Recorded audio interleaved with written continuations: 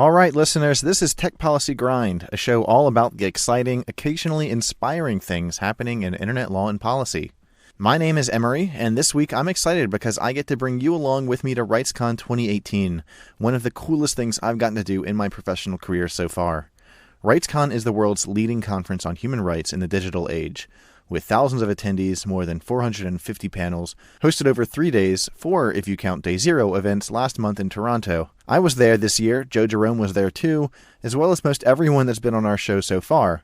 So coming up is a two-parter. First, you'll hear my conversation with Javier Palero of Access Now before his panel on podcasting as a tool for advocacy. After that, stay tuned for a retrospective with Joe and I as we talk about some of our favorite panels, the most interesting trends and topics, where we found the best swag, and our thoughts on the conference. We've had an absolute blast producing this season of Tech Policy Grind. We're wrapping up with one more show before we break for the summer, and we'd love to hear from our listeners before we come back better than ever. You can always reach out to us on Twitter, but if you really want to make a difference, please consider leaving a review on iTunes. All right, that's it for the intro. Now, please enjoy my conversation with Javier Palero and a retrospective on the conference with Joe Jerome at RightsCon 2018. All right, thank you all you listeners. This is Emory. We're here with Tech Policy Grind at RightsCon on the floor on day 2 of the convention. I'm joined by Javier Palero of Access Now, who has helped organize the event and has connected us. Javier, thank you so much for joining us. Thank you for having me. Yeah, so I guess I just wanted to talk about the experience of setting up this conference and what it's like to be on your side of the event. And it's been quite crazy amount of work. We're a team of 45 people, and we have actually the professional assistant of professional event organizers. But even like that, we still have a lot of things to do, set up the schedule. Even we have found ourselves moving furniture and getting things together and ready for the event. It's actually pretty big. We are expecting 2,500 people, which is actually almost 1,000 more people than last year's event. So Access Now doesn't have a podcast, but you host a podcast on the side as well, right? And I think Access Now has sort of adopted it as their sort of project podcast. Is that correct? Yeah, totally. It is actually a side project of mine, a personal project that we host with Peruvian organization Hiperderecho, and also with a researcher from Buenos Aires called Micaela Mantegna. So the three of us have this tech policy podcast, but it's in Spanish. So that's why we haven't adopted that as the main podcast for Access Now, but we have totally the support of the organization. And it's really interesting that it has had quite enough growth, given that this is a niche thing. And we have seen this need, for conversation about technology, human rights, the impact that it has in everyday life in Spanish, for Spanish-speaking audiences. And this is doing great. Actually, we're having a live recording tomorrow as part of one session in RightsCon. We'll be joined by Trinh Nguyen from Vietnam. She is a human rights activist. She has a podcast as well, and we'll be also joined by Melania Escobar, who is a Venezuelan activist as well, who's using podcasts to advance human rights fights and let people know about human rights violations in Venezuela, for instance, where the control of the media is really tight by the government, and podcasts are one of the new ways in which people can find, space to get their ideas out there. Yeah, so I want to it's probably a good idea to talk a little bit about RightsCon from the mission perspective, because that's one of the things that RightsCon has done such an incredible job of, whether it's from the code of conduct to the opening ceremony to the kinds of panels on here. It's really clear that this is, I think the opening ceremony said that, this is not a tech conference anymore, it's a human rights conference with a technology perspective.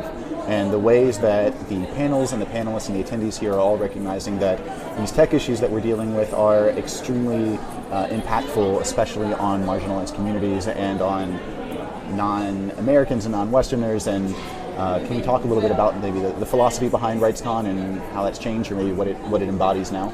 Yes, totally. I mean, in the beginning, RightsCon started in Rio de Janeiro a couple of years ago. And actually there were very little amount of assistance, because it was a very tiny little experiment that evolved into this massive conference. But the interesting thing is that it was born in Brazil.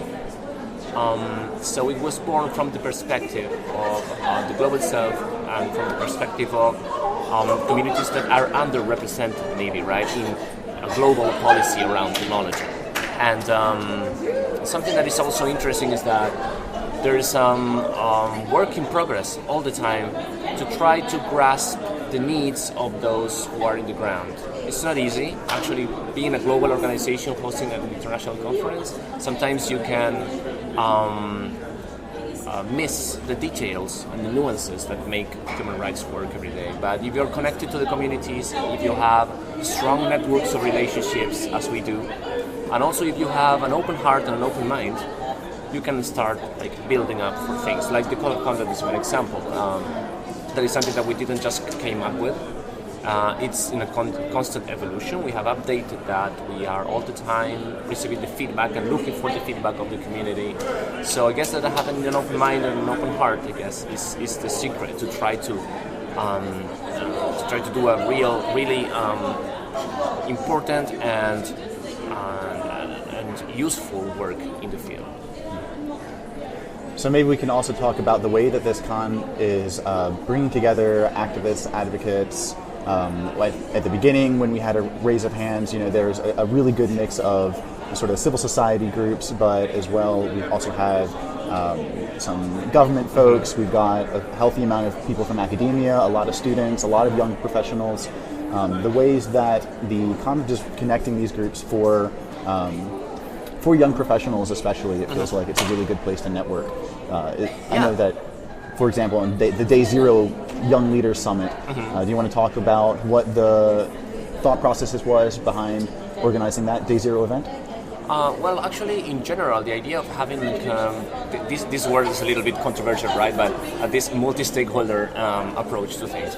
I think that the word I would use instead of that is just diversity. Okay, diversity also in thought, in ideas, in positions.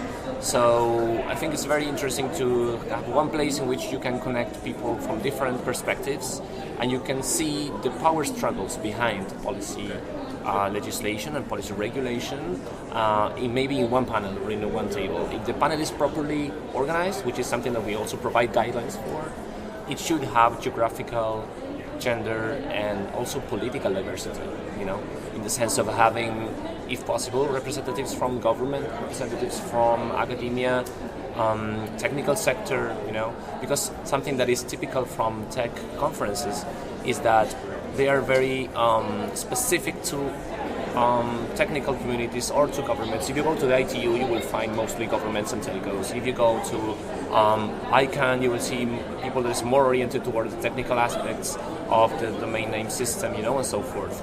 The idea with RightsCon is to have a space where, of course, civil society is probably one of the main actors, but not the only one. And actually, we want to make it even more open next year and try to bring more technologists and more decision makers so they can see firsthand what are the needs of the people that they are representing as well. That's awesome. I know that I've talked with a couple other Access Now folks who have also talked about sort of the plans for already beginning to plan on how they can make this better for next year. Has RightsCon already picked a venue for next year? I know that by the time our listeners are hearing this, RightsCon will be in the past, but it's never too early to begin planning for the future. So where should our listeners be looking or planning for next year? Yeah, well, it hasn't been announced now on day 2, but it will be when the podcast is on air. So it's not a spoiler now. It's going to happen in Tunis. Okay. Exclusive information. You heard that here, listeners. Right here, first on Tech Policy Grind. It's exclusive info. So it's going to happen in Tunis. The idea behind the choosing of the places has been also try to follow locations where Access Now has a community of partners and of people, especially offices. Of course, we have an office in Tunis. It's one of the biggest offices of Access. It has more than 10 people working there. It has lawyers doing policy. It has people from the helpline and technologists helping with digital security to the communities over there. Actually, Access Now was born during the Arab Spring, and actually our work on the region is quite cemented right now. So that's the criterion, and something that you used to do we used to do before was to just host the conference one time in Silicon Valley and then one time somewhere else in the world. But right now, since we consider that we need to take care of our community in the best way possible, we have chosen to keep doing it internationally, especially now that the environment is not so friendly for diverse communities, for people from abroad, like from Arab countries, for instance, who come to RightsCon a lot, and so on and so forth. So it's the most diplomatic way of phrasing that. I commend you on your etiquette there. The idea is to keep the community safe, and to give people an welcoming environment, and the venue has a lot to do with that. Toronto is a really diverse place, really cool place. Tunisia is also, as well, as you know, and many of our listeners know, is one of the countries that has conserved and went through with the reforms and with ideas of the Arab Spring and the revolution. Many other countries just came back to more regressive policies, but Tunis is still hanging there, and we think that actually having an international human rights conference there is going to help that as well. Well, I hope to be there as well. Another part of our show is always we like to talk to our hosts or talk to our guests about their specific journey. A whole part of our show is about the ways that other young professionals in the field that are, or maybe aspiring young professionals, can learn and follow in our footsteps. So I guess if you want to give like a super quick, not bio, but very quick personal interview about your role at Access Now and sort of what it took to get there, and any wisdom you can impart for folks trying to get where you are. Well, I think that maybe the only piece of advice that I can give is to try to be passionate about what you like and use that as a tool in order to read a lot and write a lot. There's no need to be an expert to start writing about things. Actually having these, making questions to yourself and trying to find new answers, new viewpoints for problems is an exercise that can be done by creating things. By writing, for instance. I started by writing a blog when I was a law student, and after that I dropped out of college actually, and ended up being a Google Policy Fellow for a local NGO in Argentina doing internet policy. I did that, and after that I just got hired by Access Now without, I was not a lawyer at that moment, so I was hired without a degree, and I started working like that. Wow. It's been 4 years now, and things have changed. I got my degree, etc. But what I mean is that a lot of the things right now are done just, in an environment that doesn't value traditional knowledge as much as it used to be, or the traditional methods of knowledge. So a lot of the exploration and experimentation, all of that, is something that is very much needed in the policy world. Actually, the solutions that we are looking at, the solutions to the problems that we are looking at now haven't been invented yet. We have the guidelines, we have human rights are a good guideline, for instance, but we don't have the specifics process, and even the political world is changing as well, So fixed knowledge and encyclopedic memory of things is not going to help a lot. You will need to have a general idea of how to get information that you need, and this exercise of just pulling things together and trying to be creative. That's an awesome answer. Thank you so much for joining me. I can't let you leave without asking you. Now, I know that it's entirely possible that, given your workload organizing this, you haven't gotten to see any panels, but are there any panels you've gotten to see, or any panels you're looking forward to, or the top one that you're most excited about this year? Well, I'm very excited about different panels. There are actually two issues that are hot right now and are really interesting. One of them is artificial intelligence, or what we call artificial intelligence. That includes machine learning, autonomous weapons, a lot of panels on that. And the other thing is about the economic concentration of the internet, especially the application layer. Now that everyone's speaking about, the power of social networks, Google, Facebook, etc., So these issues around competition and around the concentration and how, and if that is something that is healthy or harmful for the internet, is a really exciting debate to attend. Awesome. Well, thank you so much for joining us, Javier. No, thank you. All right.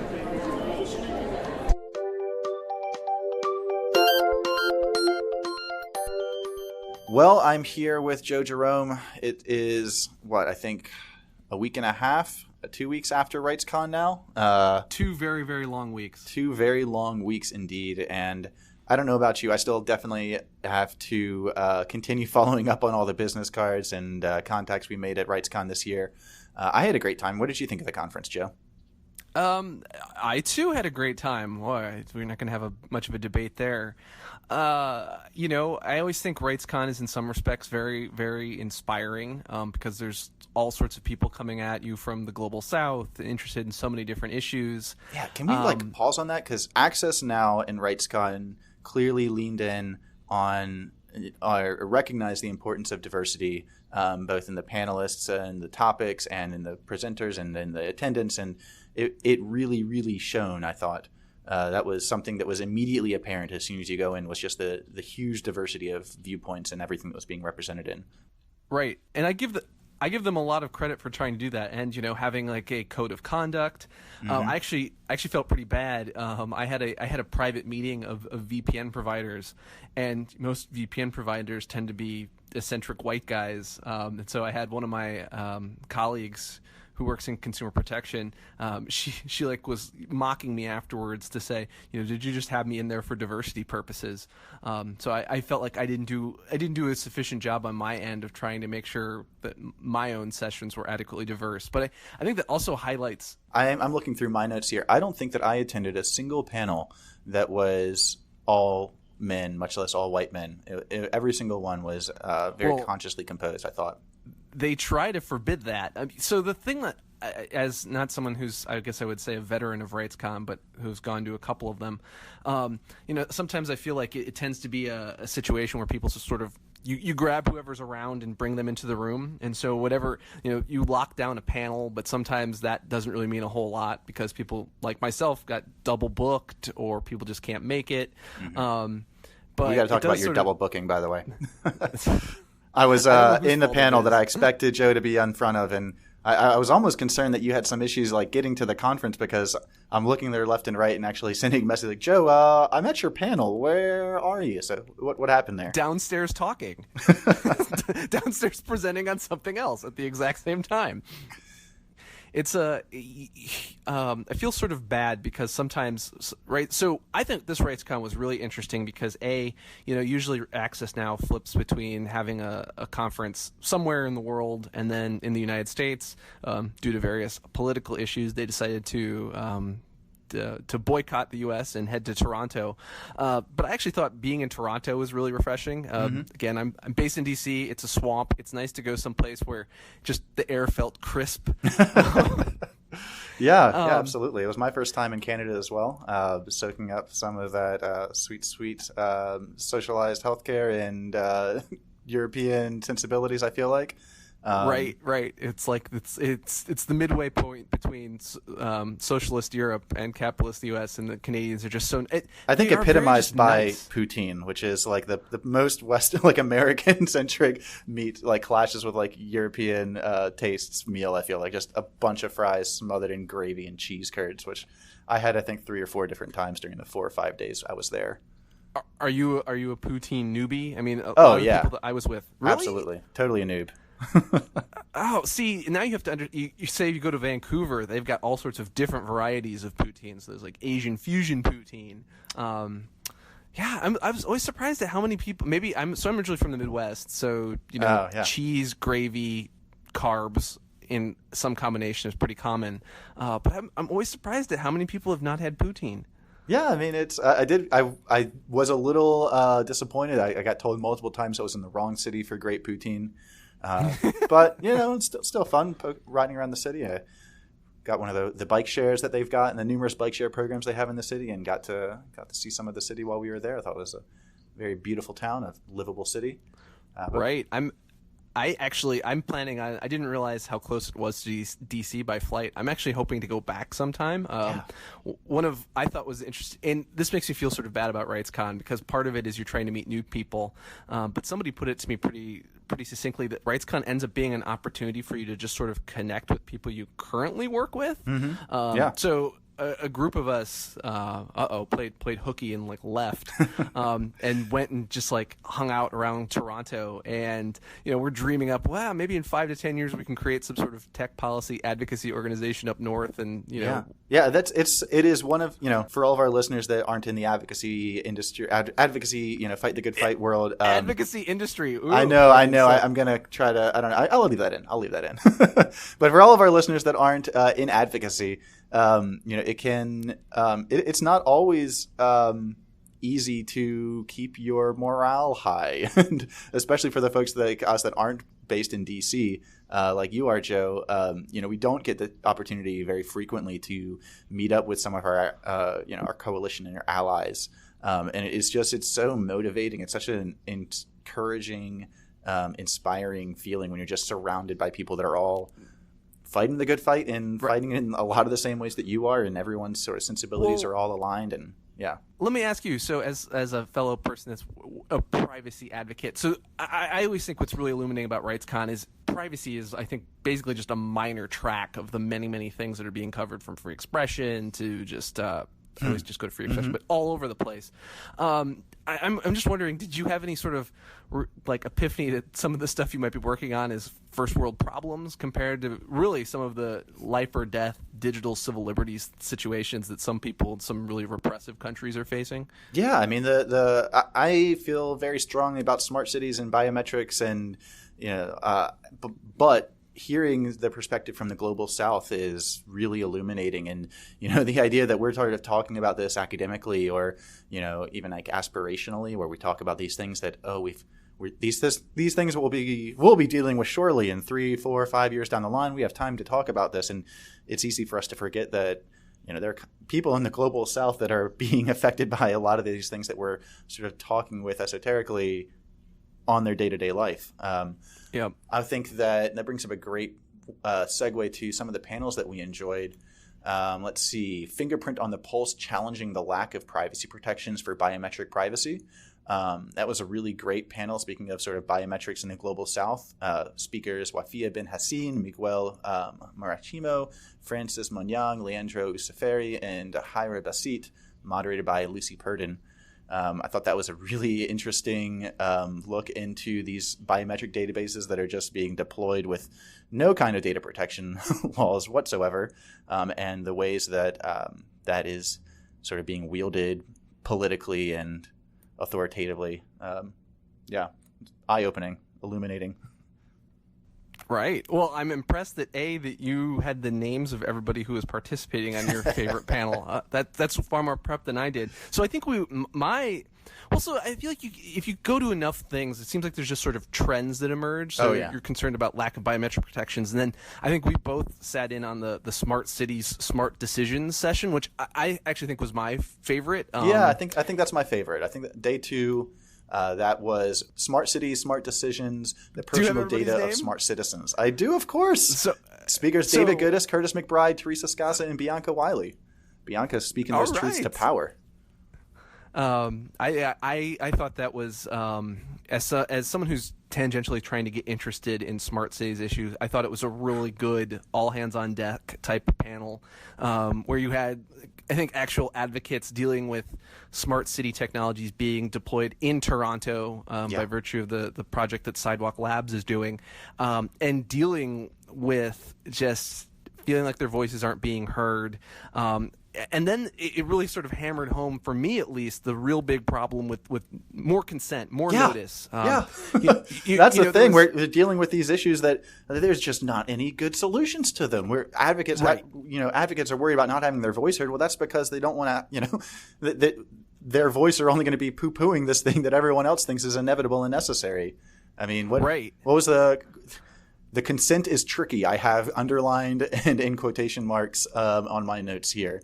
Well, you needed. They were discussing concepts like you need collective consent, and then just the fact that I think as a privacy advocate or just in privacy, we're so fixated on this consent and user control framework when I don't know how that works, because they had the really, I thought, moving example of the the Metro Authority that was basically handing information to law enforcement, and when people got really upset about it, the notion was, well, we explained it in a privacy policy, or we'll just explain it better without really grappling with the issue that no, people just don't want that. And for me, I went immediately after that session to a session on 10 days before the EU GDPR becomes applicable. Are you ready?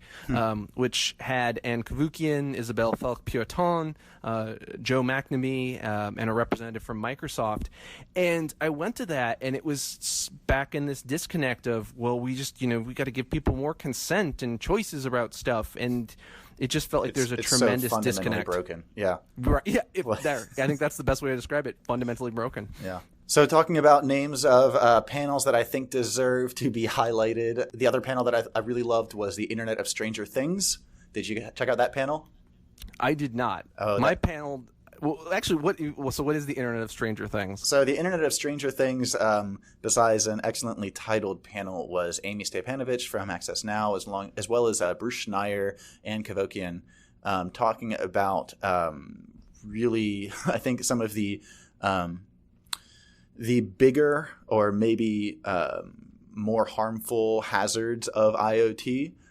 One of the questions that I thought was really interesting from the audience was, so how will we know when the next major IoT catastrophe hits? And maybe as a secondary question, would we even know if the IoT disaster has already hit? And someone said that, we don't.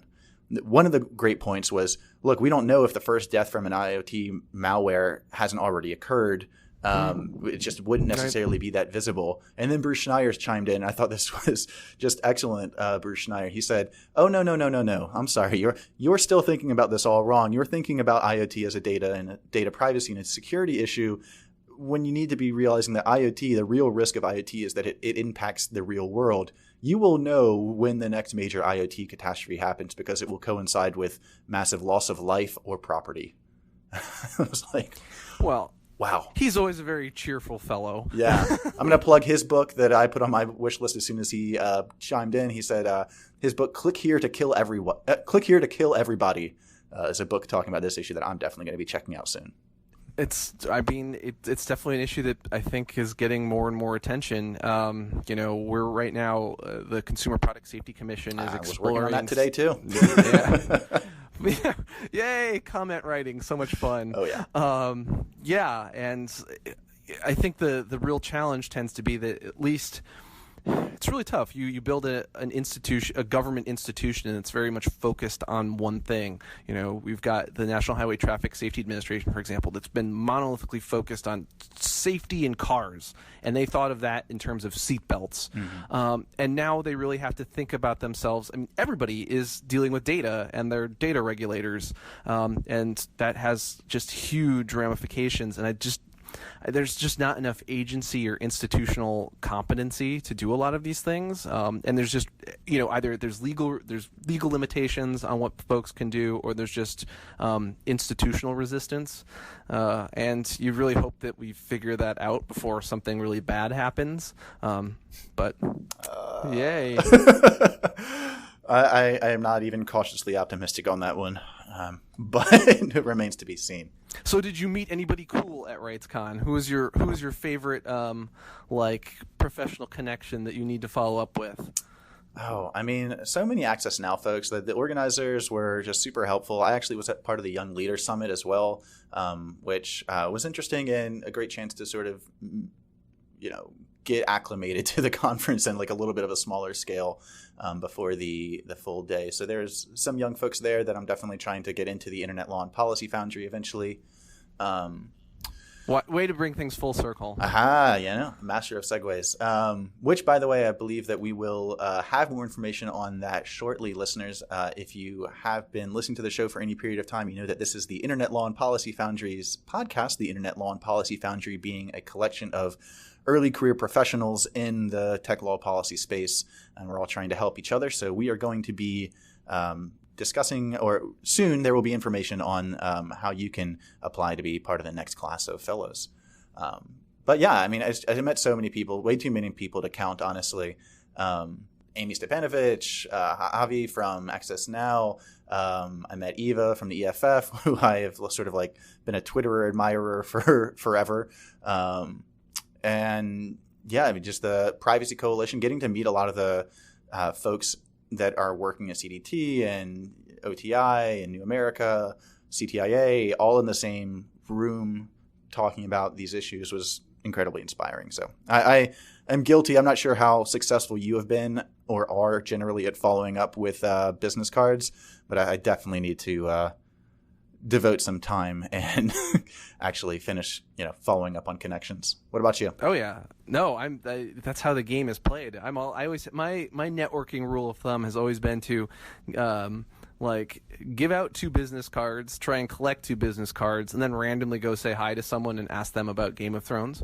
And I feel like that has been a decent formula for slowly but surely building up a social network. Yeah, and it's so cool. Like the rights, I just want to keep hitting on how awesome the diversity of viewpoints is at RightsCon, where it genuinely felt that way. You could go up to just about anyone and feel like, look, if I just start talking about Game of Thrones, or if I start talking about like Dungeons and Dragons, like I'll find someone that wants to talk and meet, and discuss and collaborate. For all of our listeners, students, advocates, activists, academics, anyone out there that has the opportunity to go to a conference like this, just cannot recommend it enough. It's wow, you sure drank the Kool-Aid. I drank it, man. I had the opportunity to meet Ron Ukabaitis, who is the founder of Golden Frog and the Data Foundry, which is basically a small Texas-based ISP. And he was walking around the conference with like a cowboy hat, and he was having none of our wonky policiness and our inability to understand how actual networks are run and secured and business prerogatives. Oh, those engineers. Right. Which is interesting. So, one of I guess I'm always the cynic or the negative one on the show. But one of the takeaways that one of my colleagues brought to mind, she did a session on building on some of CDT's prior work on natural language processing and how you would do that for extreme vetting or to detect terrorist or hate speech. And she's a lawyer. But one thing that I do think is missing from RightsCon are more technologists. So there are a degree of security experts running around, but it really does skew towards literally digital civil society folks. Yeah, and if totally those fair. Folks. Right, and if those organizations don't have security or technical expertise, they're really sort of grappling and grasping at straws. Yeah, which is one of the good. I mean, there are certainly ways that people have criticized the sort of multi-stakeholder process of like bringing on Facebook and Microsoft to these kind of conferences, but at the same time, having folks that are on panels alongside advocates, alongside government, talking about the real logistics, the technicalities, and the technological restrictions that are all at play here, I think is necessary.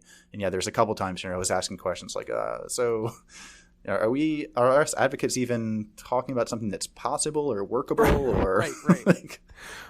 Well, I got into a vigorous disagreement with one guy about the notion that access now by having Google in the room and Facebook is clearly antithetical to privacy. And it just that always strikes me that whatever your thoughts are on Google and Facebook's privacy policies, and certainly I'm not the biggest fan of them entirely, if you're going to have a conversation on the internet and technology and how it's impacting human rights and civil rights, it seems like you can't avoid having those folks in the room. The internet without Facebook or and you're Google, doing yourself a disservice by not at least hearing them. Right. Yeah. But I guess there's nothing new there. But I guess we should transition. So did you pick up any free T-shirts or anything? I was just going to ask the swag question, my man. So my favorite piece of swag this year is actually Google had a booth handing out their advanced protection program, second factor authentication tokens. Are you going to claim the same one? I grabbed a bunch. Oh yeah. Private internet access also was handing out month cards. Got a couple of those for the office. Let's see. I thought it was funny that Access Now was one of the pieces of swag was a battery pack, like a USB battery pack / flashlight that you plug into your USB port to charge. And so I thought is this like a honeypot test? Are we going to get a panel after the conference that like all the, the report's going to get published online? Like I don't know, I guess this week of all the data they scalped from, or they were able to scrape from the honeypot tests, battery units that they distributed. But I would love if they did that. You have people screaming about lack of informed consent. Oh yeah. Although maybe they had a piece of paper somewhere that wrote that down. I'm sure it was written in the sign up for the ticket, which I certainly read all the terms and agreements when I did that. Did you really? No, not at all. Any other thoughts? I know that next year the big news is that RightsCon is going to be in Tunis next year. I'm not sure if we're going to be able to make that. We certainly are hoping to get some presence. Are you guys, is CDT already? I know the CDT sent out practically your whole team, it feels like, to RightsCon this year. You guys planning a repeat visit next year? I imagine so. We certainly submit lots of panels and use it as a good office bonding opportunity. I think a couple organizations do this where they have organization houses. They use an Airbnb somewhere, and that just sort of goes to the crazy sort of bonding experience you have. We were in a house that didn't have a divider. It basically had beds out in the open, which is fine for me. I'll sleep anywhere, but some people to have their privacy. We also there was a roof deck. Oh, great! Go see the city, have some beverages. But there were skylights that looked directly down on folks' bedrooms and the beds in the bedroom and weird. Bathroom. Airbnb, So, not quite a hotel experience all the time. Yeah, we'll put that in the review. Yeah. But yeah, for all the listeners out there, RightsCon really is, I think, it's not up and coming. It's been years now, but it really has become the premier advocacy, do-gooder-oriented digital conference. Yeah, totally. Listeners, thanks for listening as always. We're going to have another episode coming up in just a few short weeks, and then I think that we might be wrapping up this first season of Tech Policy Grind for a little bit of a summer break as we sort of recharge and get ready for the next year of interviews and discussions. So if you have any thoughts about our progress, if any criticisms, any way we could improve, we'd love to hear from it. Reach us on Twitter, email us as well. Always check out the Internet Law and Policy Foundry website, and we will hear from you later. So, thanks. Bye. Au revoir.